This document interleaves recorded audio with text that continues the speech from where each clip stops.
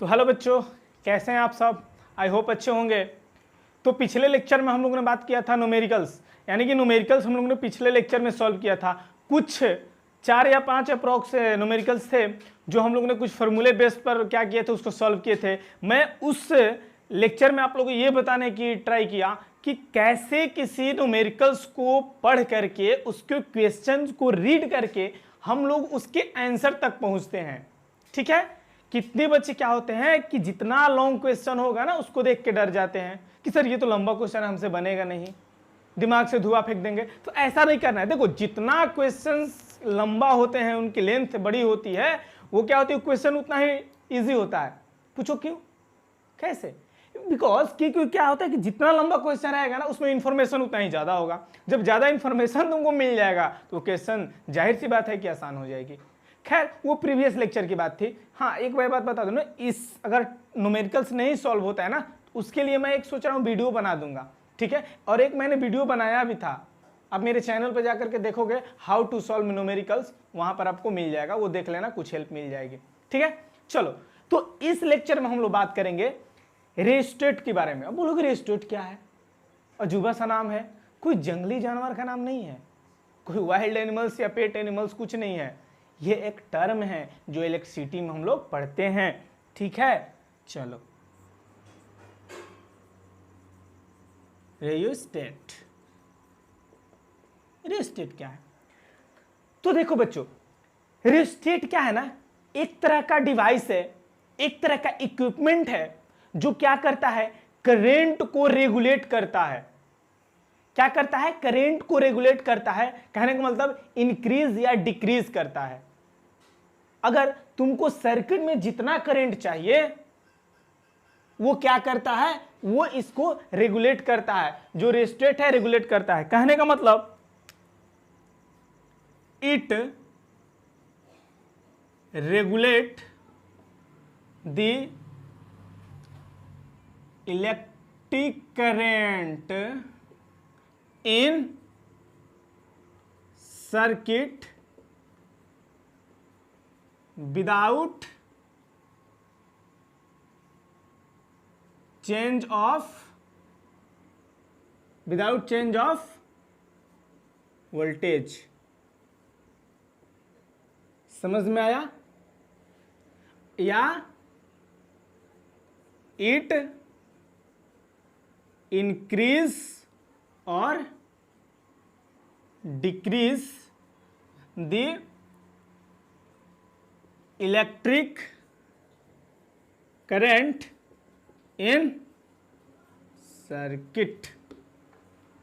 ये क्या करता है, इलेक्ट्रिक करंट को या तो इंक्रीज या डिक्रीज करेगा। कहने का मतलब अगर आपको जितना उस सर्किट में आपको करंट चाहिए वो इसके हेल्प से, रेस्टेट के हेल्प से हम लोग क्या करते हैं, करंट को या तो इंक्रीज करेंगे या डिक्रीज करेंगे। जैसे समझो, अगर ये कोई एक सर्किट डायग्राम है, देखो करंट पॉजिटिव टू नेगेटिव, ठीक, ये मान लो 10 वोल्ट का है। ठीक, अगर 10 वोल्ट का है, ठीक, और इसमें अगर मान लो 5 एम्पियर करंट पास हो रहा है और इसको हमें 2 एम्पियर ही करंट चाहिए, तो अगर ऐसे देंगे तो हमको 5 एम्पियर करंट यहां पहुंच जाएगा ना, यहां 5 एम्पियर करंट पहुंच जाएगा ना, लेकिन हमको 2 एम्पियर ही करंट चाहिए। तो यहां पर हम लोग क्या करते हैं, एक रेस्टेट लगा देते हैं। क्या करते हैं, रेस्टेट यूज कर देते हैं, जो क्या करता है, यहां से हम लोग करंट को कम करके, डिक्रीज करके यहां तक हम लोग 2 एम्पियर ही करंट सप्लाई करेंगे। समझ रहे हो ना? तो कहने का मतलब रेस्टेट को ही हम लोग क्या बोलते हैं, वेरिएबल रेसिस्टेंस भी बोलते हैं। वेरिएबल रेसिस्टेंस, इसी को हम लोग वेरिएबल रेसिस्टेंस भी बोलते हैं। कहने का मतलब ये रेसिस्टेंस क्या होता है, वेरी करते रहता है। मैंने आप लोगों को बताया था, याद होगा, कि रेसिस्टेंस के 2 टाइप्स होते हैं, एक फिक्स रेसिस्टेंस होता है और दूसरा वेरिएबल रेसिस्टेंस। फिक्स रेसिस्टेंस जो क्या होता है, उसकी वैल्यू फिक्स होती है, आप उसको चेंज नहीं कर सकते। समझ रहे हो ना? मान लो मार्केट से तुमने 5 एम्पियर की रेजिस्टेंस 5 ओम की रेजिस्टेंस लेकर आई, तो अब तुम 5 से उसको ना ही इंक्रीज कर सकते हो ना ही डिक्रीज कर सकते हो, तो उसको बोलेंगे फिक्स रेजिस्टेंस, जिसकी वैल्यू क्या होती है, फिक्स होती है। और एक होती है वेरिएबल रेजिस्टेंस, जो रेस्टेट होता है। कहने का मतलब इसकी वैल्यू को हम लोग चेंज कर सकते हैं। अगर जितना हमको करंट चाहिए, अगर मान लो करंट सर्किट में ज्यादा है, हमको कम करना है, तो रेजिस्टेंस बढ़ा देंगे। ठीक है, अगर सर्किट में करंट हमको कम ज्यादा चाहिए, तो रेजिस्टेंस को कम कर देंगे। एक ही डिवाइस से, एक ही इक्विपमेंट से हम लोग या तो अगर इसकी वैल्यू बढ़ाते हैं तो रेजिस्टेंस कम हो जाएगा, करंट कम हो जाएगा। ठीक है, इसकी वैल्यू घटाएंगे तो करंट बढ़ जाएगा। तो यहां पर कहीं ना कहीं क्या हो रहा है कि अगर हम इसकी वैल्यू को इंक्रीज या डिक्रीज कर रहे हैं तो करंट भी इंक्रीज या डिक्रीज हो रहा है। ऐसे भी समझ सकते हो, ओम्स लॉ से क्या होता है, V is equal to I R होता है ना, तो R इज इक्वल टू क्या हो जाएगा, V अपॉन आई। होगा या नहीं होगा, होगा या नहीं होगा? यानी कि अगर R की वैल्यू बढ़ाओगे तो I का वैल्यू क्या होगा, अगर R की वैल्यू हम बढ़ाएंगे तो I का वैल्यू कम हो जाएगा, अगर R की वैल्यू कम करेंगे तो I का वैल्यू बढ़ जाएगा। इन्वर्सली प्रोपोर्शनल का इसमें क्या होता है, रिलेशन होता है। तो करंट डिपेंड करेगा रेजिस्टेंस पर, और उसको वेरिएबल रेजिस्टेंस बोलते हैं, या उसी को रेस्टेट के नाम से भी जाना जाता है। इतना क्लियर है? चलो, इसका सिंबल कैसा होता है, मैंने जो सर्किट डायग्राम बताया था उसमें भी इसका सिंबल यूज किया था। सिंबल इसका ऐसा होता है, देखो, रेजिस्टेंस जैसा बना करके, या तो इसको ऐसे हम लोग देते हैं डायग्राम में, या इसको ऐसे, ये इसका सिंबल होता है। ठीक है, अब इसको रिप्रेजेंट कैसे करते हैं, इसको RH लिखते हैं। RH मतलब रेजिस्टेंस, समझ में आ गया ना? इसी को रेस्टेट बोलते हैं। तो रेस्टेट क्या होता है, एक तरह का डिवाइस है, एक तरफ का रेजिस्टेंस है, जो क्या करता है, करंट को रेगुलेट करता है, करंट को इंक्रीज या डिक्रीज करता है, जितना अगर सर्किट में जरूरत है उसके अकॉर्डिंग। ठीक है, तो रेस्टेट हम लोग समझ गए। अब हम लोग ये देखेंगे कि जो रेजिस्टेंस होता है, किसी कंडक्टर का रेजिस्टेंस होता है, वो किस किस फैक्टर पे डिपेंड करता है। नहीं समझ में आया? कहने का मतलब, अगर कोई कंडक्टर है, उसमें करंट पास हो रहा है, तो कहने का मतलब उस कंडक्टर का कुछ तो अपना रेजिस्टेंस होगा, कुछ तो करंट को अपोज कर रहा है, कुछ तो करंट को पास होने में ऑब्स्टेकल्स क्रिएट कर रहा है। तो आखिर उसमें जो रेजिस्टेंस है वो किस फैक्टर पे डिपेंड करता है, क्यों किसी कंडक्टर में ज्यादा रेजिस्टेंस हो जाता है, किसी कंडक्टर में कम हो जाता है। ठीक है, तो वो हम लोग देखेंगे। ठीक है,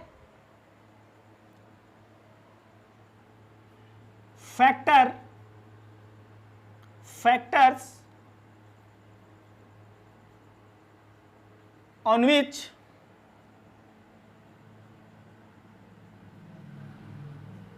resistance of conductor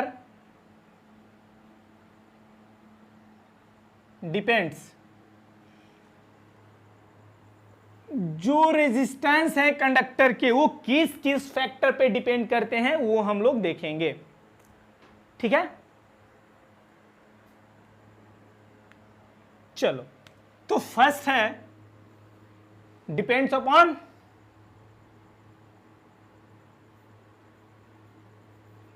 length of the conductor के लेंथ पर। अगर किसी कंडक्टर का जितना ही ज्यादा लेंथ होगा, उसमें रेजिस्टेंस उतना ही क्या होगा, ज्यादा होगा। कहने का मतलब, कभी देखे हो ना, अगर तुम बैटरी से क्या करते हो, किसी वायर को कनेक्ट करते हो, अगर वो वायर पंखा जोड़ते हो, ऐड करते हो, तो जितना लंबा वायर होगा पंखा उतना ही स्लो चलता है, और जितना पास छोटा वायर होगा पंखा उतना तेज चलता है, रन करता है। तो कहीं ना कहीं क्या होता है, रेजिस्टेंस किस पे डिपेंड करता है, लेंथ ऑफ द कंडक्टर, यानी कि जो रेजिस्टेंस है वो क्या होता है, directly proportional of length, directly proportional of length, यानी कि लेंथ बढ़ेगा तो रेजिस्टेंस क्या होगा, बढ़ेगा। जब रेजिस्टेंस बढ़ेगा तो करंट क्या होगा, सोचो, रेजिस्टेंस बढ़ेगा तो करंट क्या होगा, कम होगा। नहीं समझ में आ रहा है? हमारा रेजिस्टेंस किस पे डिपेंड करता है, लेंथ पर, और रेजिस्टेंस और लेंथ के बीच में रिलेशन कैसा होता है, डायरेक्टली प्रोपोर्शनल। कहने का मतलब अगर हम लोग लेंथ को बढ़ाएंगे तो रेजिस्टेंस भी बढ़ेगा, लेंथ को घटाएंगे तो रेजिस्टेंस भी घटेगा। तो जब अगर रेजिस्टेंस बढ़ेगा तो हमारा करंट क्या होगा, कम होगा, नहीं होगा। अगर तुम्हारा रेजिस्टेंस लेंथ के डायरेक्टली प्रोपोर्शनल है तो रेजिस्टेंस, लेंथ बढ़ेगा तो रेजिस्टेंस बढ़ेगा, रेजिस्टेंस बढ़ेगा तो करंट कम हो जाएगा। ठीक है। अब दूसरा फैक्टर होता है depends upon cross section area of conductor. लो, अब बोलोगे क्रॉस सेक्शन एरिया क्या होता है, तो समझो क्रॉस सेक्शन एरिया क्या होता है। अगर ये कोई एक कंडक्टर है, समझो ये कंडक्टर है, ये कंडक्टर है, अगर मैं इसको कट करूं और तुम्हें जो ये सामने का फेस तुम्हारे सामने जो दिखा इसका, वो क्रॉस सेक्शन एरिया था। कहने का मतलब अगर इस कंडक्टर के एक्सिस के अलोंग परपेंडिकुलर मैं कट करूं, उसके बाद जो तुम्हें ये फेस दिखाई दिया वो तुम्हारा क्रॉस सेक्शन एरिया। अगर मैं इसको यहां से कट करूं, देखो कट करूंगा, देखो कैसा कट करूंगा, कुछ इस तरह का तुम्हें फेस दिखने को मिलेगा। तो ये जो तुम्हारा हुआ, ये तुम्हारा, इसी को क्या बोलते हैं, cross section area. Cross section area. अगर किसी वायर को उसके एक्सिस के अलोंग परपेंडिकुलर कट किया जाए, उसके बाद ये जो तुम्हें फेस दिखाई दिया, उसी को बोलेंगे क्रॉस सेक्शन एरिया। समझ में आया? तो cross section area of conductor पे डिपेंड करता है। तो इसके बीच में रिलेशन क्या होता है, ये होता है R is inversely proportional to cross section area. लो, अगर हम लोग क्रॉस सेक्शन एरिया को बढ़ाएंगे तो रेजिस्टेंस क्या होगा, कम होगा। जब रेजिस्टेंस कम होगा तो इलेक्ट्रिक करंट क्या हो जाएगा, ज्यादा पास हो जाएगा। समझ रहे हो? या इसी को बोलते हैं resistance is directly proportional to 1 upon cross section area. देखो दोनों में डिफरेंस क्या है, यहां पर मैं क्या बोल रहा हूं कि R is inversely proportional to cross section area, यहां पर क्या बोल रहा हूं, R is directly proportional to 1 upon cross section area. बात दोनों में सेम है, लेकिन कहने का तरीका अलग है, कहने का वे अलग है। ठीक है? तो यहां पर इनवर्सली प्रोपोर्शनल को होता है, अगर करंट आपको क्या कर, रेजिस्टेंस अगर आपको बढ़ाना है तो क्रॉस सेक्शन एरिया को कम कर दीजिए, अगर आपको रेजिस्टेंस घटाना है तो क्रॉस सेक्शन एरिया को बढ़ा दीजिए। अगर रेजिस्टेंस बढ़ गया तो करंट क्या होगा, कम हो जाएगा, रेजिस्टेंस घट गया तो करंट बढ़ जाएगा। समझ में आया? ये इसके बीच में रिलेशन होता है। ठीक, तो बोलोगे कि जब रेजिस्टेंस लेंथ और क्रॉस सेक्शन एरिया पर ही डिपेंड करता है, तो फिर हम लोग घर में ऐसा क्यों बोलते हैं भाई जो कॉपर वायरिंग ही कराया जाए, या जो ओवरहेड जो करंट सप्लाई होता है, वायर जो क्रॉस होता है वो एल्युमिनियम का होता है, ऐसा क्यों? तो हम लोग जो आयरन है उसी को क्यों नहीं घर में वायरिंग करा देते हैं, वो भी तो एक कंडक्टर ही है ना। तो कहीं ना कहीं यहां पर जो रेजिस्टेंस है वो मटेरियल के नेचर पर भी डिपेंड करता है कि मटेरियल कैसा है। समझ रहे हो ना, जब कॉपर होगा तो उसमें ज्यादा करंट पास होगा, एल्युमिनियम होगा उससे तो कॉपर से थोड़ा कम होगा, आयरन होगा तो उससे भी कम होगा। ठीक है, तो यहां पर एक बात और सामने निकल के आ रही है कि जो हमारा रेजिस्टेंस होता है वो डिपेंड करता है नेचर ऑफ द कंडक्टर या मटेरियल वो इस पे भी डिपेंड करता है कि वो किस नेचर का है, कॉपर है, आयरन है, गोल्ड है, व्हाटएवर जो भी है क्या है। ठीक, अब चौथा जो बात है वो है कि रेजिस्टेंस डिपेंड करता है टेम्परेचर पर।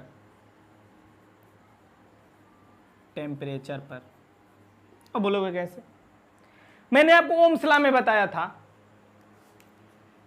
थोड़ा सा रिकैप करता हूं। V = IR, ये ओम्स लॉ तब फुलफिल होगा जब यहां पर जो फिजिकल फेनोमेनन है, यानी कि जो टेम्परेचर और प्रेशर होगा वो कांस्टेंट होना चाहिए, उसमें कोई चेंजिंग नहीं होना चाहिए, तब ये लॉ क्या करता है, फुलफिल करता है, यानी कि फॉलो करता है। तो यहां पर टेम्परेचर में क्या होगा, ध्यान देखो। एक मान लो कि ये कंडक्टर है, वायर है, जब हम इसको हीट करेंगे तो इसके पार्टिकल्स क्या होंगे, दूर जाएंगे। जब इसके पार्टिकल्स दूर जाएंगे तो क्या होगा, इसका लेंथ बढ़ेगा या नहीं। मान लो कि कोई एक ऐसा वायर है और इसके हीट करूं तो लेंथ इसका कैसा हो जाएगा, ऐसा हो जाएगा, ऐसा बढ़ जाएगा ना। जब इसका लेंथ बढ़ जाएगा तो इसका क्रॉस सेक्शन एरिया कम होगा कि नहीं होगा। मान लो एक ऐसा है, कुछ ऐसा है। अब इसको मैं एक्सपेंड करूं, इसको मैं लेंथ को इसका इंक्रीज करूं तो कैसा हो जाएगा, देखो यहां पर क्रॉस सेक्शन एरिया कम हुआ कि नहीं हुआ। ठीक, अगर ये L है, अगर 2L है तो यहां देखो क्रॉस सेक्शन एरिया इससे क्या हो गया, ये कम हो गया। तो जैसे मैं हिट कर रहा हूं इसका लेंथ बढ़ रहा है, जब लेंथ बढ़ेगा तो क्रॉस सेक्शन एरिया क्या होगा, कम होगा। जब क्रॉस सेक्शन एरिया कम हो जाएगा तो रेजिस्टेंस बढ़ जाएगा, जब रेजिस्टेंस बढ़ जाएगा तो करंट भी कम हो जाएगा। समझ में आ रहा है ना। तो ये डिपेंड करता है, रेजिस्टेंस जो है इन 4 फैक्टरों पर क्या करता है, डिपेंड करता है। और जो nature of the conductor material है इसी को हम लोग रेसिस्टिविटी भी कहते हैं, जिसको रो से डिनोट करते हैं, वो मैं अभी आपको आगे बता रहा हूं। ये समझ में आ गया, क्लियर है। चलिए अब हम लोग देखते हैं कि रेसिस्टिविटी क्या होती है। ठीक है, देखो बच्चों बिल्कुल इसको कंसेप्ट से समझते चलना, ठीक है, हवा में बात नहीं करनी है। नहीं अगर समझ में आता है तो कमेंट सेक्शन में बताया करो, और इसका नोट्स आपको मिल जाएगा हमारे डिस्क्रिप्शन के लिंक में। ठीक है, डिस्क्रिप्शन में मैं इसका लिंक दे दिया हूं, वहां से नोट्स डाउनलोड कर लेना। अब हम लोग देखते हैं रेसिस्टिविटी क्या होती है। रेसिस्टिविटी जिसको हम लोग ऐसे डिनोट करते हैं रो। देखो रेसिस्टिविटी क्या होता है, समझो। रेसिस्टिविटी क्या होता है, अगर किसी वायर को, अगर उसका मैं लेंथ, अगर किसी एक वायर की लेंथ 1 मीटर में लूं, लेंथ 1 मीटर में लूं,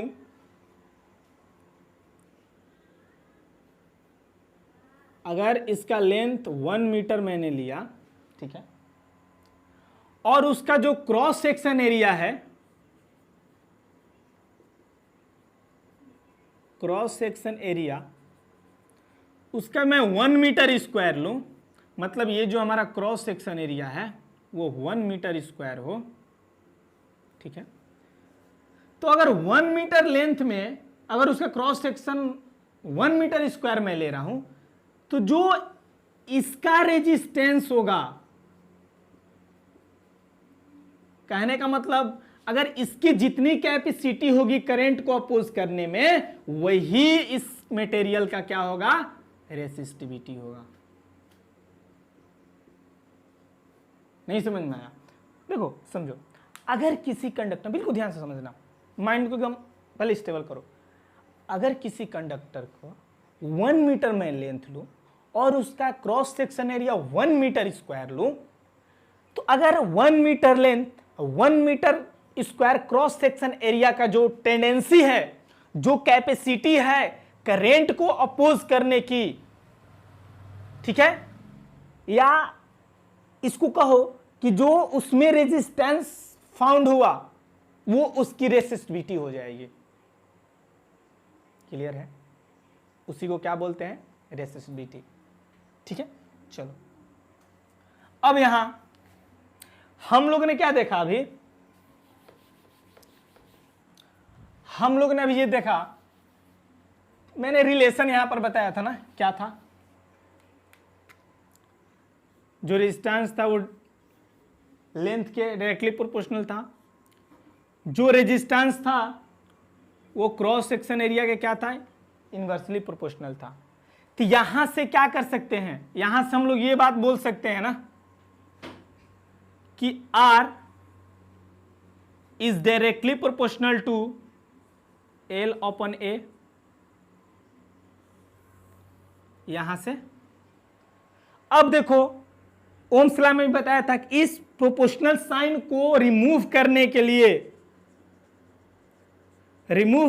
लिए यहां पर हम लोग एक कांस्टेंट टर्म यूज करते हैं। तो मैं भी यहां पे कांस्टेंट टर्म यूज करूंगा, क्या हो जाएगा, R इक्वल साइन दिया रो L/A, रो हुआ, इसी को हम लोग क्या बोलते हैं, रेसिस्टिविटी।